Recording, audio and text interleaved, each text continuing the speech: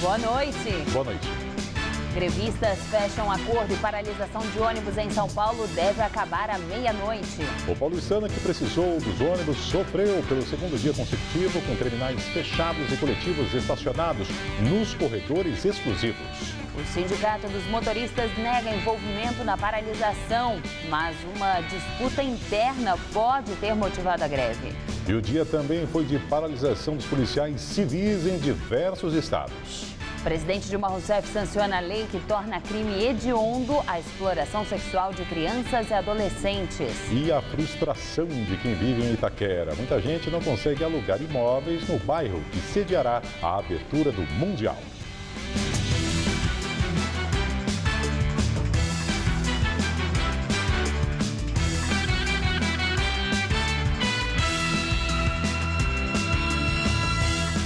Greve de ônibus em São Paulo. Depois de 2 dias de caos, motoristas prometem voltar ao trabalho à meia-noite. Segundo a SP Trans, a greve afetou 1.500.000 passageiros. A repórter Carla Rodeiro está no Largo do Paissandu, na região central, e tem outras informações. Carla. Neste momento, apenas o terminal Lapa permanece interditado por ônibus parados. Os outros 8 terminais que estavam fechados e foram reabertos agora à noite estão praticamente sem movimento por falta de ônibus, como acontece aqui no Largo do Paissandu. Pelo acordo firmado com o Ministério do Trabalho, os grevistas se comprometeram em voltar ao trabalho e encerrar o movimento à meia-noite. E o que vai se tentar agora é uma reunião amanhã de manhã com o prefeito Fernando Haddad para pedir a ajuda do prefeito para reabrir as negociações com os empresários, que não aceitam elevar o percentual de reajuste, que é de 10%, e que foi concedido e firmado num acordo na segunda-feira. Os motoristas falam agora em 30% de reajuste. Bem, o prefeito não confirma essa reunião e numa entrevista agora à noite, ele deu a entender que esse problema tem de ser resolvido pelas empresas privadas e pelos funcionários. O prefeito, inclusive, ameaçou acionar a justiça para responsabilizar pessoalmente os diretores dos sindicatos, do patronal e dos motoristas, caso o contrato de prestação de serviços não seja cumprido. De qualquer forma, a Justiça do Trabalho concedeu uma liminar que exige que pelo menos 75% dos ônibus de cada linha voltem a rodar a partir da meia-noite. Laerte. Obrigado, Carla. E durante todo o dia, a Prefeitura e o Sindicato dos Motoristas fizeram várias reuniões para tentar reverter a paralisação. A suspeita é de que o movimento foi provocado por dissidentes do sindicato. Está difícil encontrar uma explicação para a paralisação que deixa milhares de pessoas sem ônibus pelo segundo dia consecutivo na maior cidade do país. Na segunda-feira, o Sindimotoristas divulgou uma nota no seu site chamando os trabalhadores para uma assembleia para votar a proposta das empresas de ônibus. Ainda no site, o sindicato informou que a categoria aceitou a proposta em assembleia. O reajuste foi de 10% no salário, tickets de R$ 445,50, R$ 850 de participação nos lucros e o reconhecimento da insalubridade, dando direito à aposentadoria especial.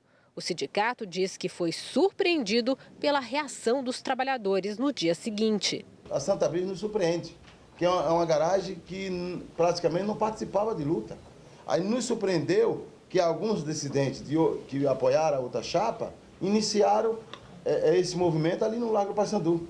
Para mim, pode ser um componente político, pessoas que não querem ver essa diretoria crescer, essa diretoria bem, tentando denegrir a imagem dessa direção do sindicato. O secretário municipal de Transportes também falou sobre a possibilidade de disputas internas no sindicato e apontou a empresa Santa Brígida, na zona oeste de São Paulo, como foco do início das paralisações.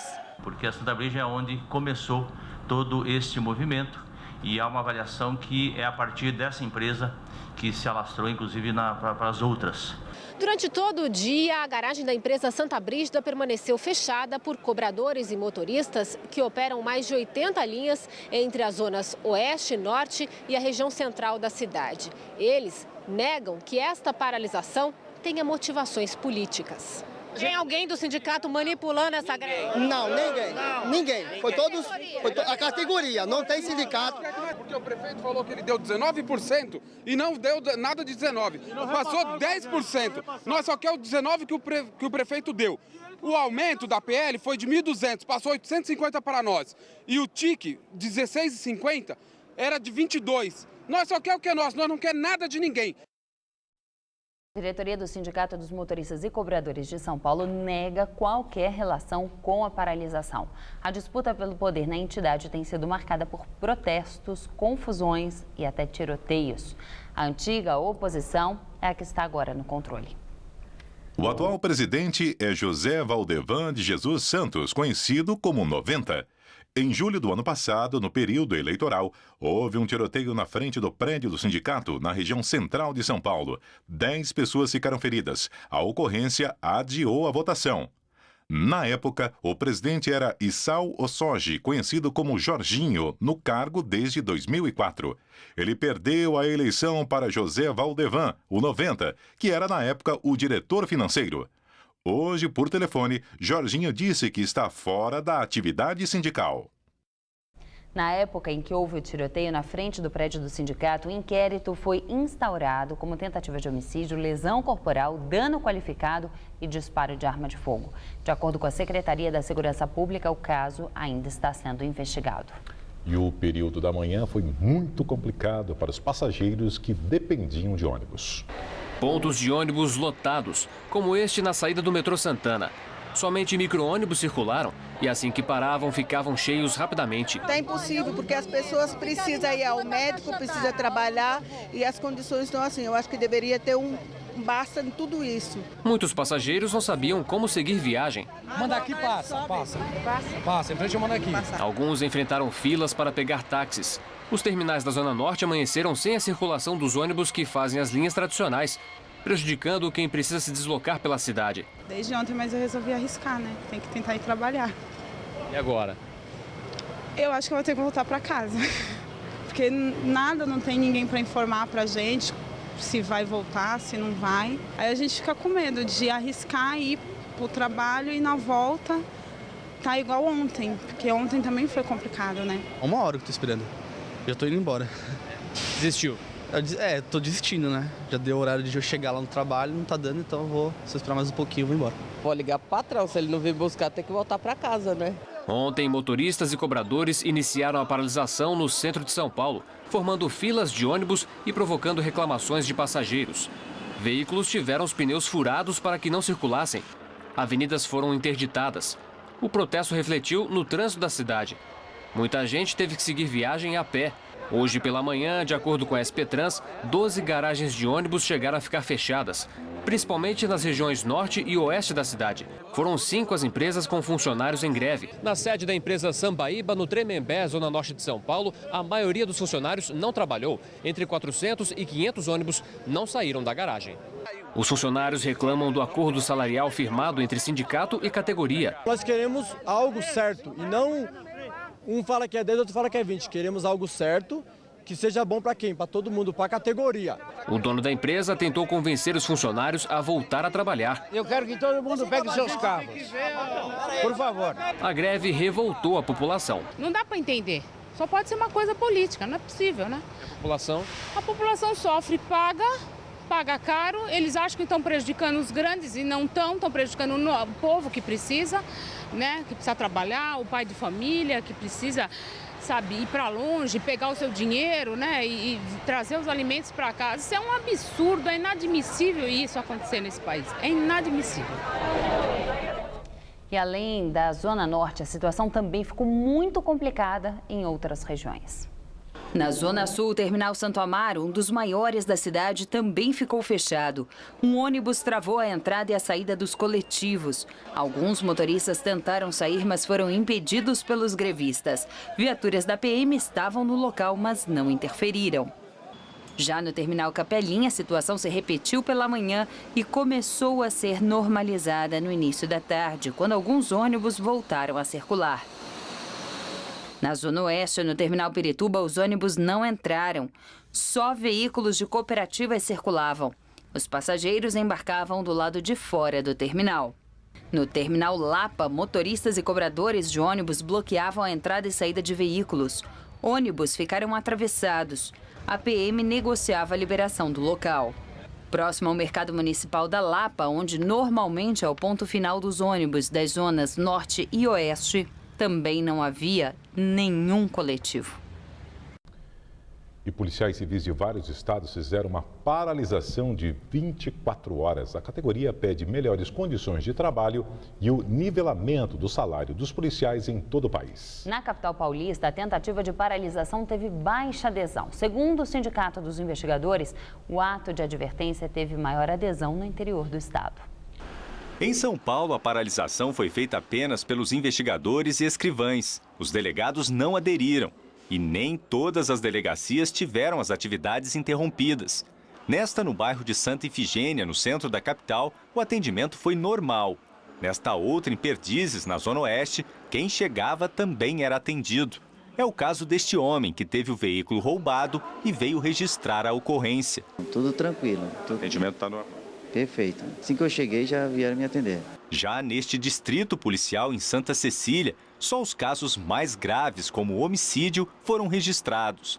Na entrada da delegacia, um pequeno aviso informava sobre a paralisação.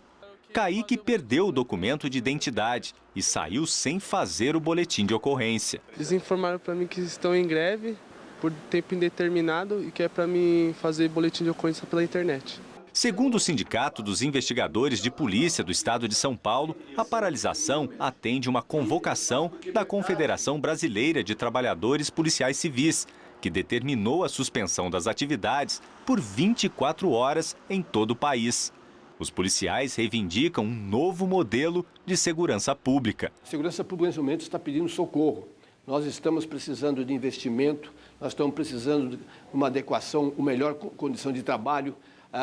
O salário está muito distante daquilo que merecemos. A categoria reclama também do número baixo do efetivo policial e que, por conta disso, os investigadores acabam tendo outras funções na delegacia e deixando a investigação em segundo plano. Segundo o sindicato, são atualmente 18 mil inquéritos policiais só na capital paulista e apenas 2% dos casos são concluídos.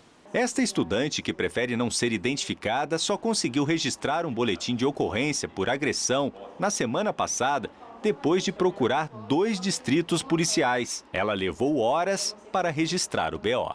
Eu bati o pé, fiquei lá esperei por mais 4 horas e eu fui atendida. Mas assim, tinha 2 pessoas na minha frente, sendo já atendidas, e mais uma para ser atendida, e um atendimento de 15 minutos para demorar 4 horas, sabe? Em nota, a Polícia Civil informa que desde a manhã de hoje monitorou todas as unidades policiais do estado e não registrou interrupção no atendimento à população. Informa ainda que foram registrados apenas atos isolados e rápidos de manifestação, como o ocorrido na Delegacia Seccional de Bauru. Paralisação também em algumas universidades paulistas. A USP decidiu entrar em greve por tempo indeterminado a partir de terça-feira da semana que vem. Funcionários da Unicamp e da Unesp também fizeram uma paralisação hoje. Eles pedem reajustes salariais. O ato é um protesto contra a decisão dos reitores dessas instituições de não conceder reajuste às categorias neste ano. Os representantes dos sindicatos de docentes e servidores das 3 universidades se reuniram com a diretoria do Conselho de Reitores, a CRUESP, para uma nova rodada de negociações. Os dirigentes das instituições afirmam que os orçamentos deste ano já estão comprometidos e que os aumentos não são possíveis. Crise do abastecimento em São Paulo. O governo do estado afirma que a população está colaborando na economia de água. De acordo com o governo, 84% da população na região metropolitana de São Paulo economizou água até o último dia 15. A redução no consumo se deve, segundo o governador Geraldo Alckmin, à conscientização dos moradores durante o período de estiagem, que reduziu o nível dos reservatórios. O Cantareira, por exemplo, vive a pior crise de sua história e o governo teve que retirar a água do chamado volume morto para garantir o abastecimento. Segundo a Sabesp, quem economizar água pode ganhar um desconto de até 30% na conta. A quarta-feira foi de muita chuva, raios e ventania, só que no sul do Brasil. Aqui em São Paulo, o dia foi de sol e céu azul. E só agora à noite é que voltou a esfriar. De acordo com os meteorologistas, essa frente fria que está na região sul do país deve influenciar no tempo aqui no estado nos próximos dias. Vamos à previsão com Mariana Armentano. Uma frente fria associada a um sistema de baixa pressão tem provocado chuva no sul do Brasil e avança pelo estado de São Paulo nos próximos dias. O tempo começa a mudar já a partir de amanhã no oeste do estado e nas regiões que fazem divisa com o Paraná. Nesta quinta, o céu fica com muitas nuvens e chove já pela manhã. É o caso de Presidente Prudente, onde a máxima vai aos 28 graus, e a região de Bauru, onde os termômetros também ficam perto da marca dos 28 graus amanhã. Na faixa leste, incluindo a Grande São Paulo, o dia terá muita nebulosidade, apesar do calor, e há possibilidade de chuva à noite. No litoral, calorão de 32 graus durante a tarde. Amanhã na capital, a máxima chega aos 28 graus. Na sexta, o tempo muda. O dia será chuvoso, com mínima de 14 e máxima de 23 graus. E no sábado, não faz mais que 18 graus, com possibilidade de chuviscos a qualquer hora. Polêmica na Câmara dos Deputados. A apresentadora de TV, Xuxa Meneghel, vai à Comissão de Constituição e Justiça a fim de apoiar o projeto que proíbe que pais batam em crianças, mas é hostilizada pelo deputado Pastor Eurico, do PSB. Me desculpa se está aqui, com todo respeito à pessoa, ao ser humano, mas a conhecida rainha dos baixinhos, no ano de 82, provocou a maior violência contra as crianças. A declaração do deputado Pastor Eurico, fazendo referência ao filme Amor Estranho, Amor, foi criticada pelos parlamentares presentes, inclusive por integrantes da bancada evangélica, que questionavam o projeto. A apresentadora respondeu ao deputado fazendo um coração com as mãos. Depois de encerrada a sessão, Xuxa deixou a comissão sem comentar o assunto. A análise do texto foi adiada. E a presidente Dilma Rousseff sancionou hoje uma lei que torna crime hediondo a exploração sexual ou favorecimento à prostituição de crianças e adolescentes. A pena prevista passa a ser de 4 a 10 anos de reclusão, aplicável também a quem facilitar a prática criminosa. Os condenados por esse tipo de crime não poderão pagar fiança. Vamos ao comentário de política com Bob Fernandes. Teori, ministro do Supremo, manda soltar os presos da Operação Lava Jato, uma torrente de críticas. Teori atende aos argumentos do juiz Sérgio Moro, muda de opinião e decide manter as prisões, torrente de críticas. Quem hoje critica Teori porque mandou soltar, aplaudia quando Gilmar Mendes mandava soltar Daniel Dantas. Quem criticou Gilmar por mandar soltar Dantas, hoje acha bacana Teori mandar soltar presos. O juiz Moro era criticado por quem queria Dantas solto. Hoje é aplaudido pelos que o criticavam, que agora torcem pela manutenção das prisões. A lógica binária segue conquistando adeptos. Ou é isso ou é aquilo. E ai de quem crê em muito mais ou em muito menos. Entre os que usam viseira, uns vibram com cada ponto na inflação, pregam o não vai ter Copa e, por tudo, avacalham o Brasil. Fazem de conta que o país é só o que eles conseguem enxergar. O que presta são eles, o que não presta são os outros. Assim fazem porque capturados pela retórica do ódio, que alimenta a expectativa de poder. Outros são a favor da Copa e temem a inflação, mas sem muito segredo, torcem para que falte água e siga a violência, que é real, em São Paulo. O fazem por crer que assim comprovarão as suas teses e porque prisioneiros da mesma retórica do ódio. Mas há, claro, dezenas de milhões que ainda querem crer em algo, só não sabem em que ou em quem. Porque na briga pelo poder, os binários apontam os erros e apenas os erros de todos. E todos dizem que todos são ladrões. Parece não sobrar nada nem ninguém. E assim falta e faltará a autoridade. A polícia faz greve, linchamentos, sindicatos autofágicos, valem o primeiro o meu E o vale tudo nas manchetes. Nas ruas e no ar, violência e perplexidade. A retórica do ódio avança e corrói as instituições. Boa noite. A seguir, Copa do Mundo, adiado jogo teste que seria feito na Arena Corinthians. E frustração em Itaquera. Donos de imóveis fazem melhorias em casas, mas não conseguem alugar quartos para turistas que virão ao Mundial.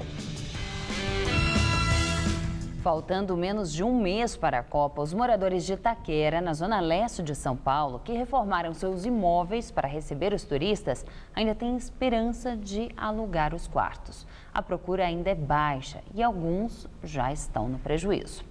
Na casa da Beth, o clima de Copa começa na porta. Por dentro, quase tudo pronto. Ela tem 16 vagas para hóspedes oferecidas em um site. E nenhum turista, nenhum, confirmado até agora, a menos de um mês para o início do Mundial. Eu tenho 4 vagas pré-agendadas, né? Então, estou aguardando o agendamento correto, né? A confirmação. A confirmação deles. O que você acha que aconteceu? Então, eu não sei se essas manifestações que estão tendo no bairro, na cidade, tá alterando isso daí. As obras começaram em janeiro. Depois que os inquilinos deixaram o imóvel, ela investiu R$15 mil para reformar a casa dos fundos e a da frente. O endereço fica a 5 minutos a pé da Arena Corinthians, onde será a abertura da Copa. Mas como o dinheiro dos turistas não veio, a obra está devagar. O Maurício garante que, se precisar, dá tempo sim. Vai estar tudo pronto. Pode ficar sossegado. No máximo em 10 dias já está tudo prontinho para ele chegar de sossegado. Qualquer coisa, trabalha aí sem parar. Qualquer coisa a gente vira, a gente trabalha 24 horas, quando ele chegar está tudo pronto para recebê-los bem. Muitos moradores que são vizinhos ao estádio aqui em Itaquera, na Zona Leste, estão na mesma situação. A oportunidade de fazer dinheiro alugando o próprio imóvel acabou virando frustração. É o caso da família da Elaine, que planejava receber até 24 turistas por vez em casa. Mas, como nada aconteceu de concreto, a animação foi embora.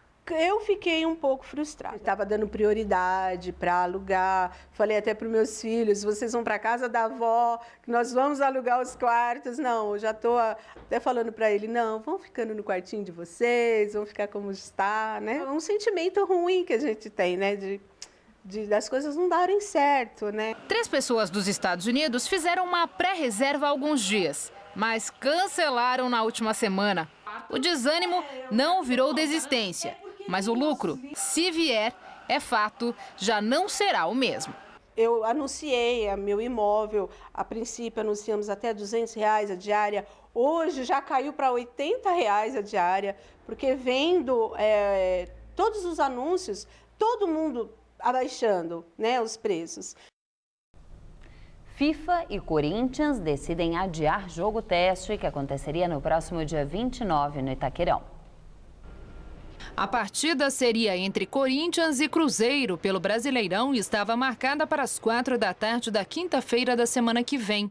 Com a decisão, o confronto volta à sua data e ao horário originais, dia 28 de maio, às 10 da noite. Os organizadores alegam que a região de Itaquera, onde a Arena Corinthians está localizada, ainda não está pronta para ter uma partida deste porte à tarde. Outro motivo que levou ao cancelamento foi a falta de tempo para a instalação das arquibancadas provisórias. Mas os organizadores afirmam que farão um novo evento teste na Arena Corinthians, no dia 1º de junho, já que o secretário-geral da FIFA, Jerome Valcke, exigiu que seja feito um teste usando a capacidade total do estádio. E uma última notícia. O Supremo Tribunal Federal autoriza a transferência de Marcos Valério, condenado no mensalão petista, para um presídio em Minas Gerais. Considerado operador do esquema de corrupção, Valério atualmente está detido no complexo penitenciário da Papuda, nos arredores de Brasília, e cumpre pena de pouco mais de 37 anos de prisão, em regime fechado, pelos crimes de corrupção ativa, lavagem de dinheiro, evasão de divisas e peculato. O pedido de transferência tinha sido feito pela defesa de Valério em dezembro do ano passado e foi atendido hoje pelo presidente do STF, Joaquim Barbosa. A edição das 10 do Jornal da Gazeta termina aqui. Boa noite. Fique agora com o Rony Fon no Todo Seu. Uma ótima noite para você e até amanhã.